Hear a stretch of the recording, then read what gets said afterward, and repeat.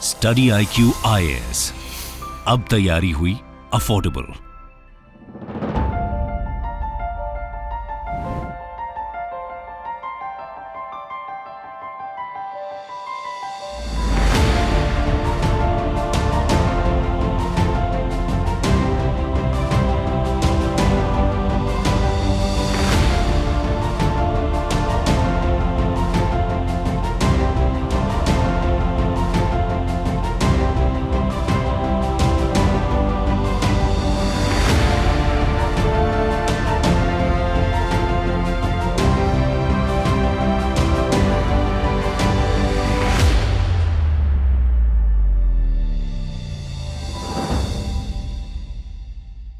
नमस्कार, बहुत बहुत स्वागत है आप सभी का आज के हमारी इस चर्चा में।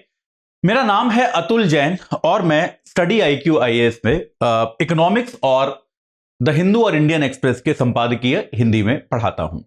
आप में से कई लोग मेरे को जानते होंगे, कई लोग मेरे को नहीं जानते होंगे, लेकिन आज जो चर्चा हम करने वाले हैं वो चर्चा एक ऐसे विषय पर है जो हम में से ज्यादातर लोगों के दिमाग में कभी ना कभी जरूर आया होगा और ऐसे काफी लोग होंगे जिनके दिमाग में यह सवाल जो है ये रोजाना आता होगा या दिन में कई बार भी आकर यह सवाल आपको डिस्टर्ब करता होगा, आपको सोचने पर मजबूर करता होगा। यह सवाल है कि यार मैं यूपीएससी की तैयारी कर रहा हूं, यूपीएससी की प्रिपरेशन के लिए मैं मेहनत कर रहा हूं, मैं सब कुछ कर रहा हूं, जो भी मेरे को करना चाहिए, अपना समय लगाना चाहिए वो मैं लगा रहा हूं या लगा रही हूं, लेकिन अगर मेरा इस एग्जाम में सिलेक्शन नहीं हुआ, जो कि मतलब यार रियलिटी हम सबको स्वीकार करनी चाहिए कि यार कॉम्पिटिटिव एग्जाम है, 5 लाख बच्चे बैठते हैं।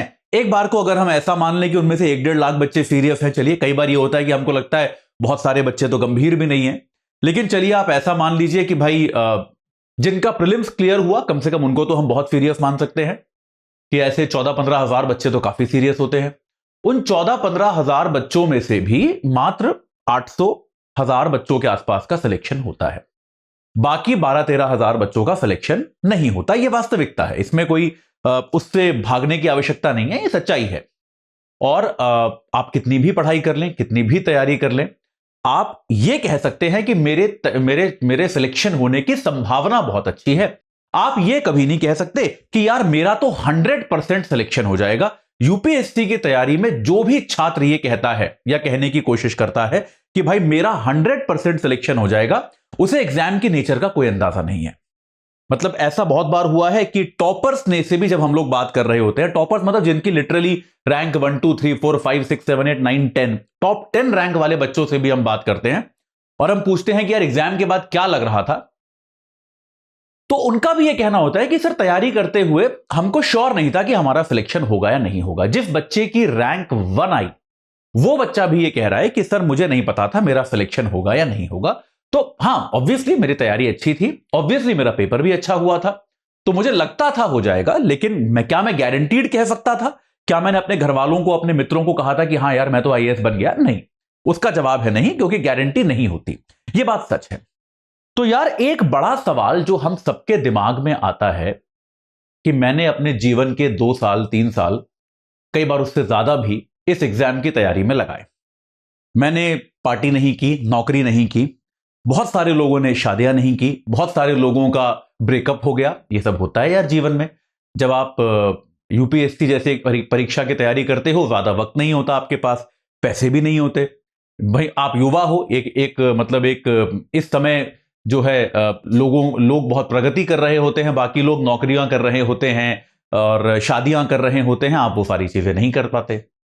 तो यार आपको ऐसा लगता है कि यार ऐसा तो नहीं है कि मैं सब कुछ जो भी मैं इन्वेस्ट कर रहा हूं, और इन्वेस्टमेंट केवल पैसे का नहीं होता, इन्वेस्टमेंट समय का भी होता है, कि यार मैंने अपने जीवन के 3 साल इस परीक्षा में इन्वेस्ट किए, बदले में मुझे कुछ नहीं मिला, मैं खाली हाथ एकदम चुपचाप अपनी तैयारी छोड़कर चला गया। तो फिर मुझे इस तैयारी से क्या लाभ हुआ? क्या मुझे इस तैयारी से कुछ भी फायदा हुआ, या फालतू के मैंने अपने कई साल खराब कर दिए? ये एक ऐसा सवाल है, ये एक ऐसा रिस्क है जिसके चलते बहुत सारे बच्चे यूपीएससी की तैयारी या तो शुरू ही नहीं करते, या फिर वो शुरू कर देते हैं तो उसके बाद भी उनका मन जो है मचलता रहता है।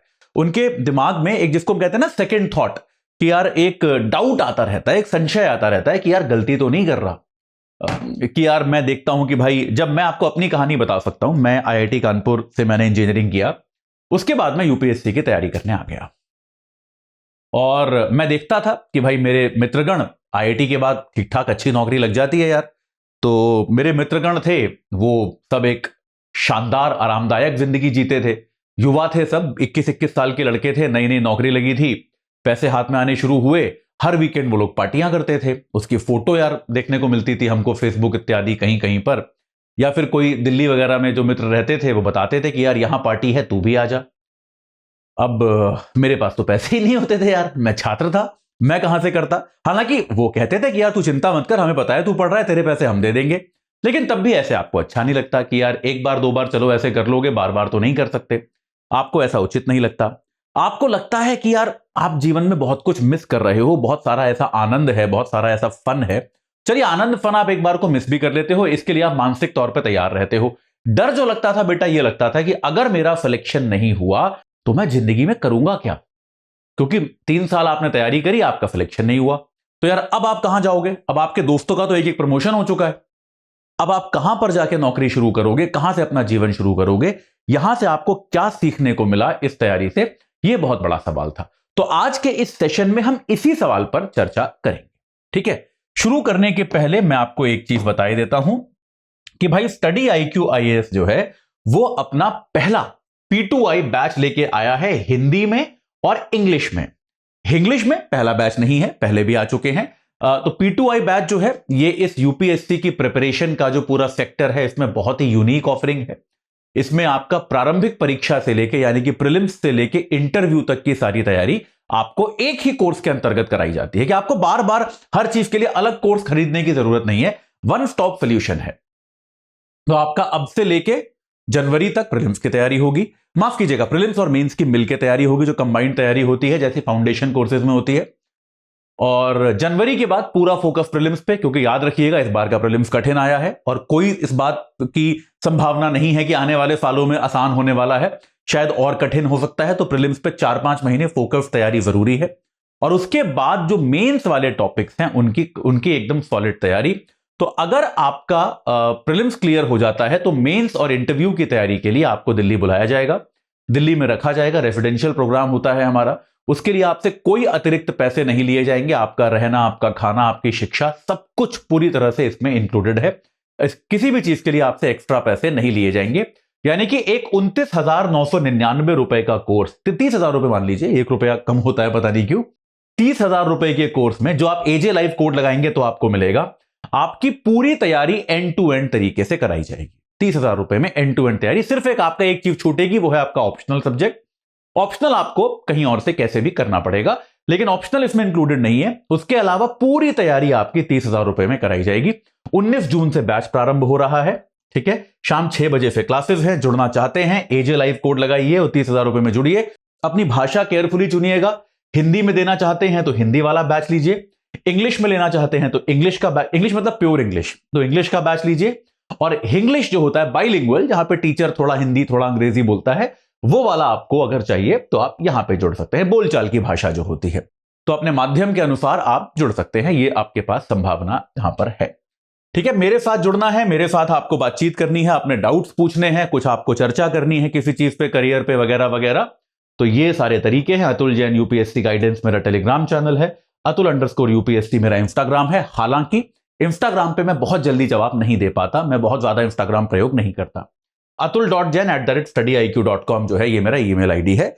तो इन तरीकों से आप मेरे साथ जुड़ सकते हैं। चलिए अब शुरू करते हैं चर्चा कि भाई ये सबसे बड़ा असमंजस है जो आपको मैंने बताया हम सभी के साथ रहता है, जो भी लोग यूपीएससी की तैयारी करते हैं, कि यार सफलता की संभावना कम है। देखो यार, मतलब एक शिक्षक के तौर पे मैं आपको कोई हतोत्साहित नहीं करना चाहता, लेकिन ये फैक्ट है ना, ये फैक्ट है कि नहीं है कि यार जिस परीक्षा में टोटल सिलेक्शन रेट जो है वो 1% जो है, टोटल सिलेक्शन रेट आपका 1% भी नहीं है।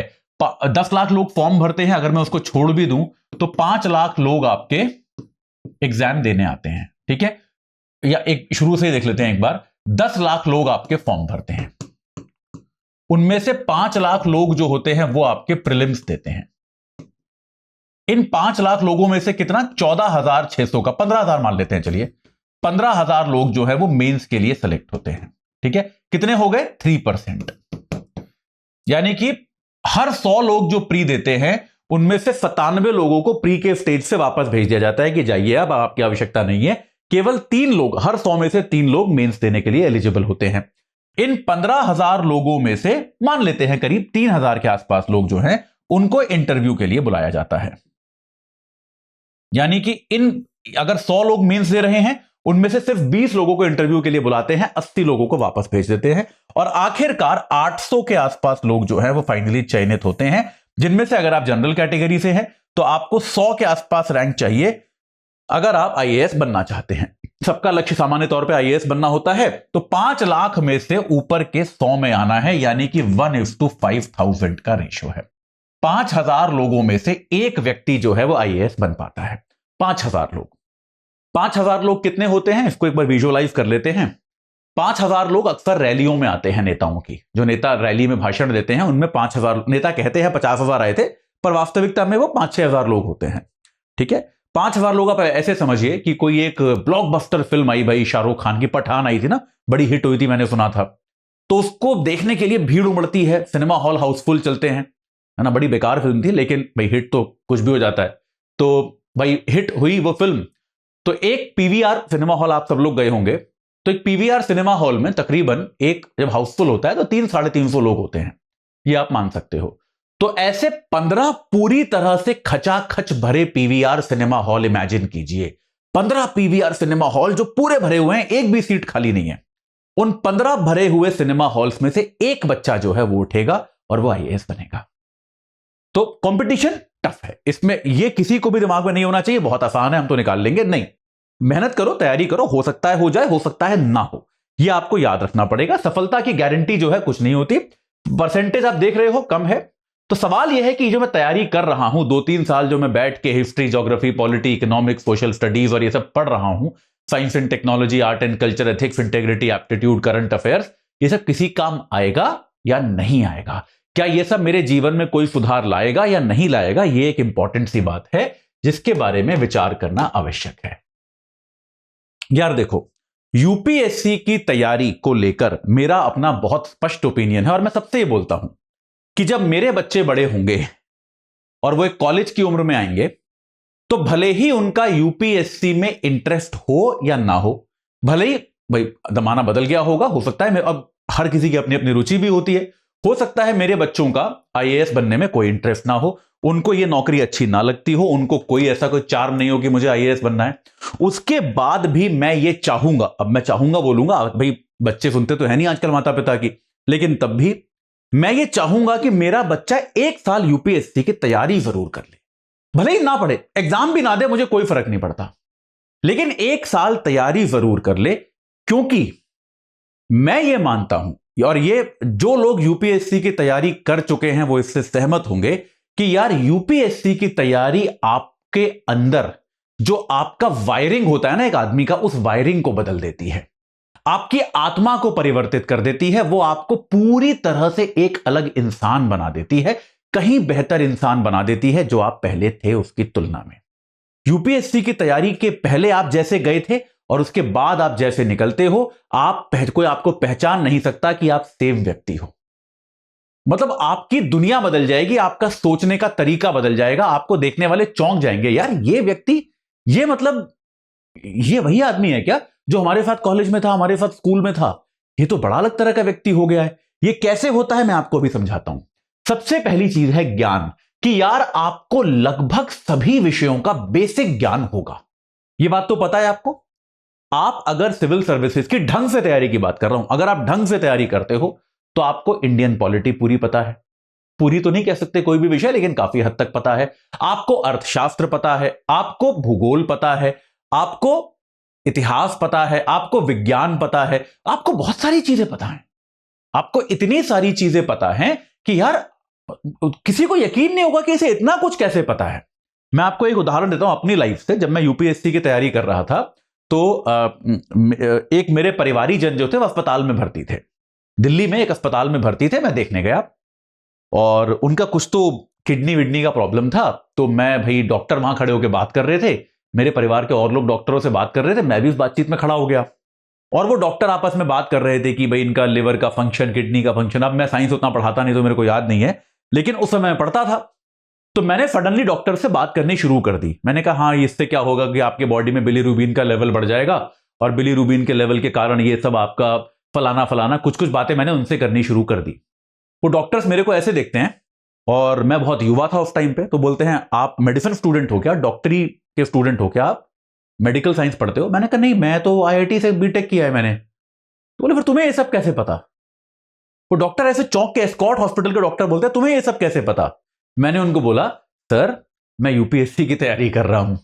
तो यूपीएससी की तैयारी में आप इतनी बायोलॉजी पढ़ लेते हो कि आपको आपके मानव शरीर की बेसिक बातें, मैं ये नहीं कह रहा कि मैं बैठ के सर्जरी कर सकता हूं, लेकिन जो बेसिक बातें होती हैं कि यार मानव शरीर में किडनी का क्या रोल है, लिवर का क्या रोल है, अगर ये खराब हो जाए तो क्या दिक्कतें होंगी, ये आपको समझ में आना शुरू हो जाता है। और सब बेसिक ही है। ऐसे अर्थशास्त्र में आप जाके देखोगे, इकोनॉमिक्स का प्रोफेसर बात कर रहा होगा कि अरे यार हमारे यहां पी नोट्स के जरिए इन्वेस्टमेंट जो आता है, ये एक हमें इसको बढ़ाने से एक देश की सोवरेनिटी को खतरा है, आप उसमें पिच इन कर सकते हो कि सही बात है यार, ये तो मनी लॉन्ड्रिंग का सीधा सीधा मामला बन सकता है।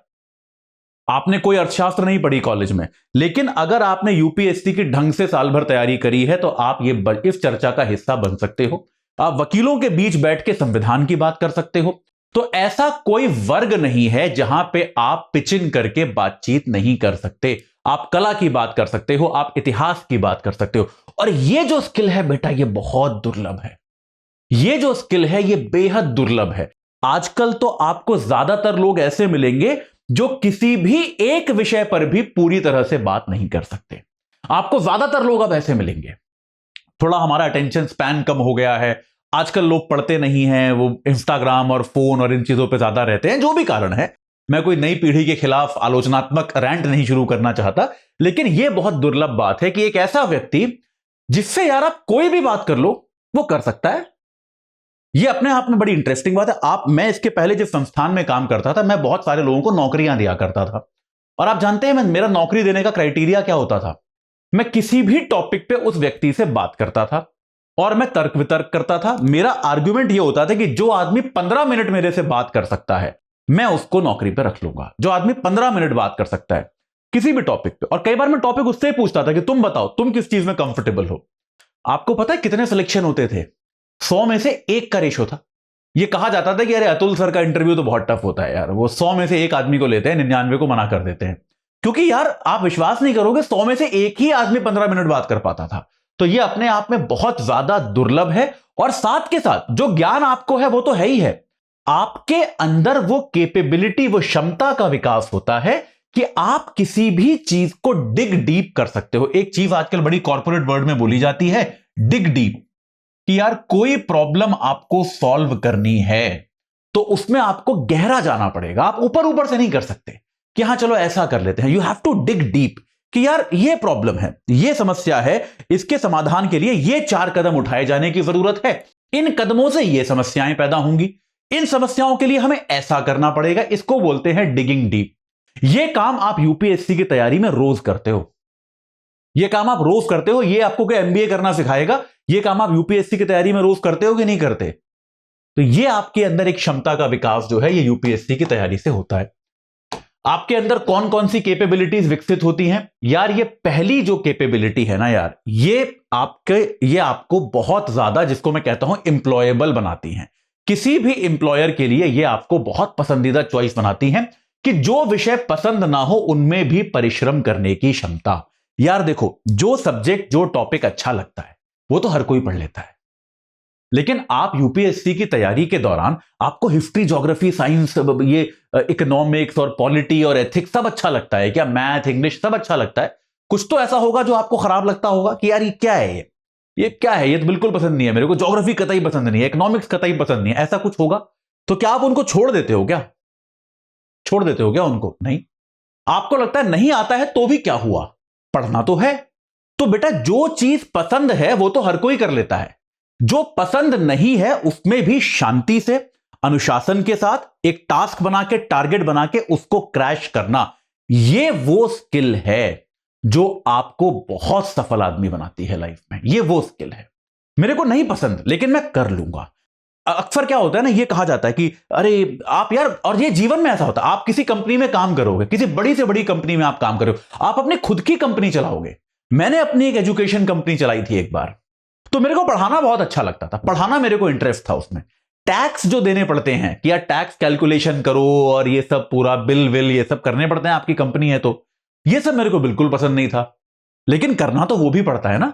आप कहीं भी दुनिया में नौकरी करोगे, आप आईएएस भी बनोगे, क्या आपको सारे काम वही मिलेंगे जो आपको पसंद है? आपको वो काम भी तो मिलेंगे जो आपको पसंद नहीं है, आप उनसे ना नहीं बोल सकते। ये तैयारी आपको उसके लिए प्रिपेयर करती है कि जो चीज पसंद नहीं भी है, कोई भी व्यक्ति प्राइवेट सेक्टर में आपको इंटरव्यू करेगा, वो ये देखेगा कि यार ये वो व्यक्ति है, इसको जो चीज नहीं भी पसंद होती ये उनको भी कर लेता है। इसमें वो क्षमता है कि ये डर के भागता नहीं उससे कि यार ये तो बिल्कुल नहीं आता, ये नहीं होगा मेरे से। अक्सर लोग ये करते हैं।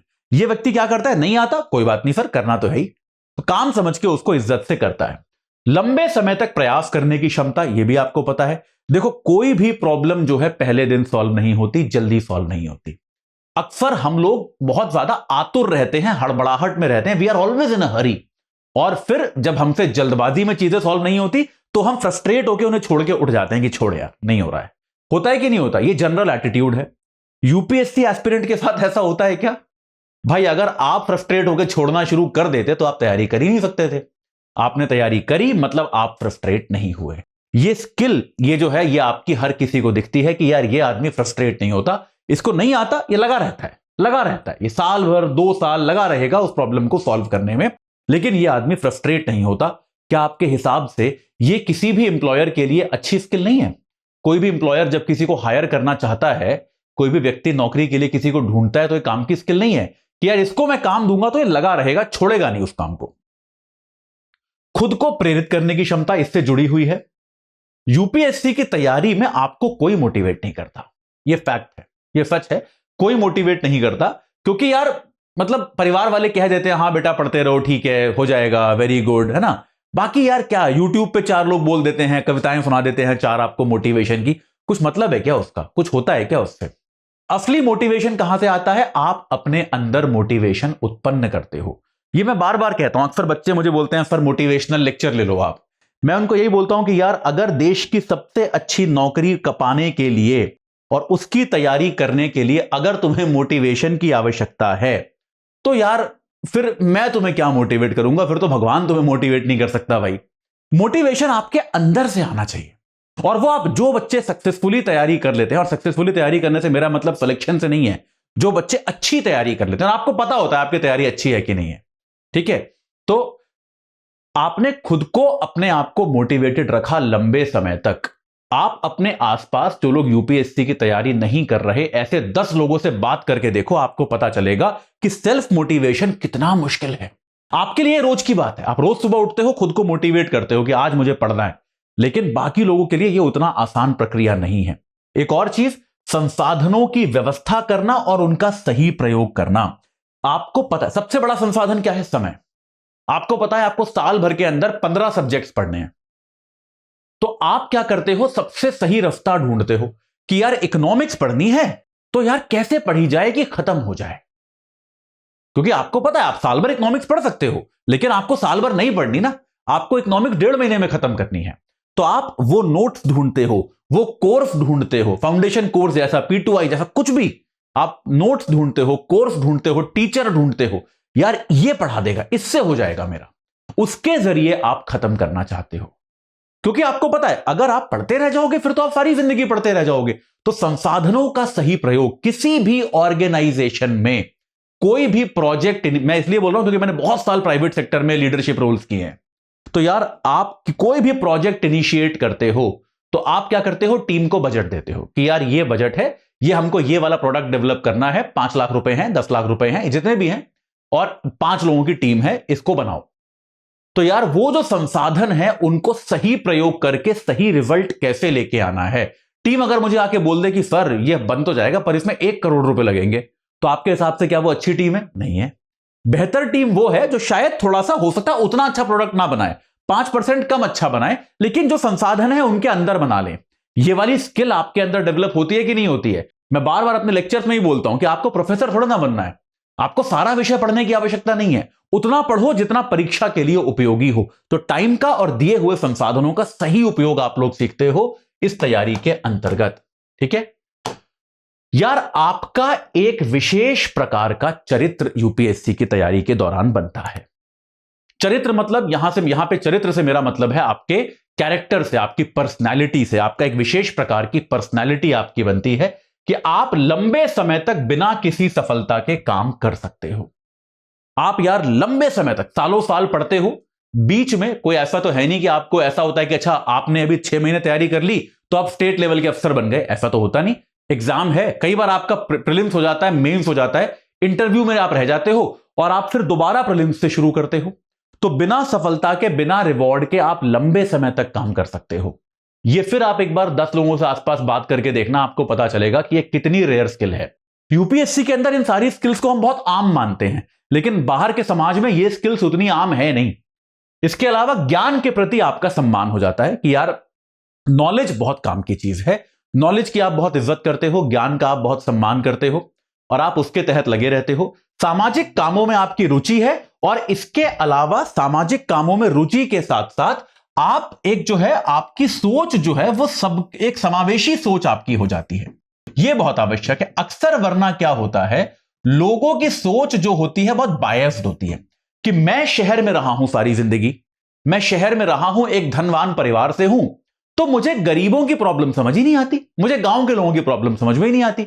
मैं कहता हूं अरे यार सड़कें बना दो, हर जगह स्कूल खोल दो, हाईवे बना दो, हो गया प्रॉब्लम सॉल्व। लेकिन गांव के लोग या एक ट्राइबल लोग उस सड़क के बनने का विरोध क्यों कर रहे हैं, यह बात जो है आप शहरी लोगों को नहीं समझा सकते तब तक जब तक वो यूपीएससी की तैयारी नहीं करते। एक यूपीएससी एस्पिरेंट समझता है कि यार उनके विचार हैं, मान्यताएं हैं, जो कि उनकी वैल्यू है, उनकी एक कीमत है, उसको आप मना नहीं कर सकते, है ना। गांव के लोगों को, जैसे मैं अक्सर शहरी लोगों से बात करता हूं, कहते हैं क्या सरकार मिड डे मील, स्कूलों में कोई खाना खाने की जगह है क्या, मिड डे मील स्कीम चलती है।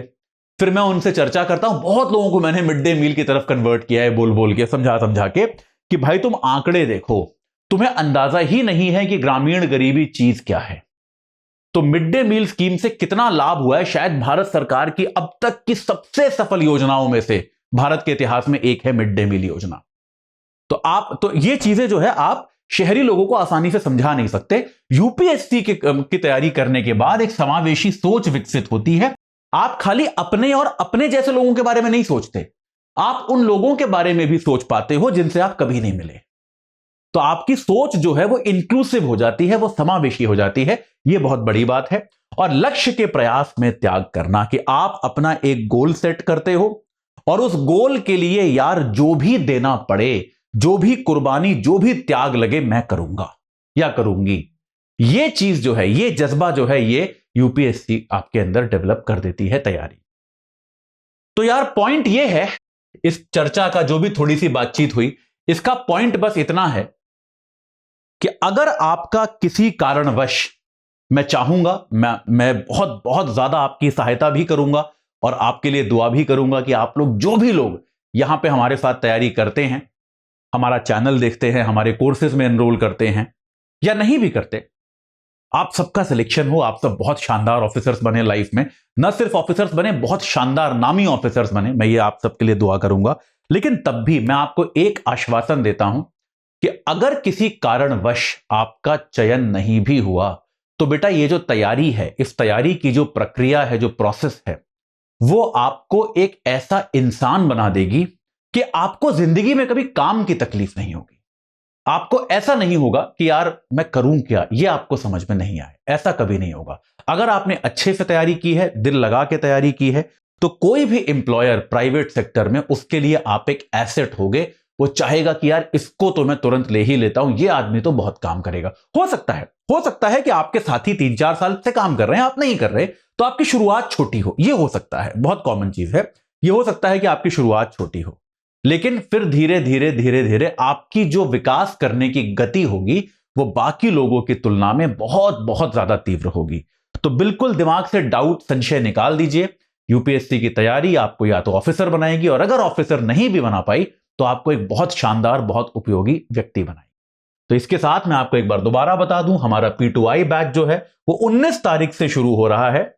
एजे लाइफ कोड लगा के आप मात्र 29,999 में उससे जुड़ सकते हैं। हिंदी में भी ले सकते हैं, इंग्लिश में भी ले सकते हैं, और बाइलिंगुअल जो होता है इंग्लिश, उसमें भी आप ले सकते हैं। यह आपके पास चॉइस उपलब्ध है। याद रखिएगा, प्रीलिम से इंटरव्यू तक की पूरी तैयारी सिर्फ 29,999 रुपए में। और अगर आप मेरे साथ चर्चा करना चाहते हैं, कुछ आपके पास डाउट्स है जिसका आप निराकरण करना चाहते हैं, तो अतुल जैन यूपीएससी गाइडेंस मेरा टेलीग्राम चैनल है, अतुल_UPSC मेरा इंस्टाग्राम हैंडल है, और atul.jain@studiiq.com मेरा ईमेल आईडी है। मैं आग्रह करूंगा, अगर आप कम्युनिकेट करना चाहते हैं तो सबसे उपयुक्त मीडियम जो है वो ईमेल है। मेरे साथ आज जुड़ने के लिए आप सभी का बहुत बहुत धन्यवाद, और मैं आप सभी को आपकी तैयारी के लिए बहुत बहुत शुभकामनाएं देता हूं। स्टडी IQ IAS, अब तैयारी हुई अफोर्डेबल।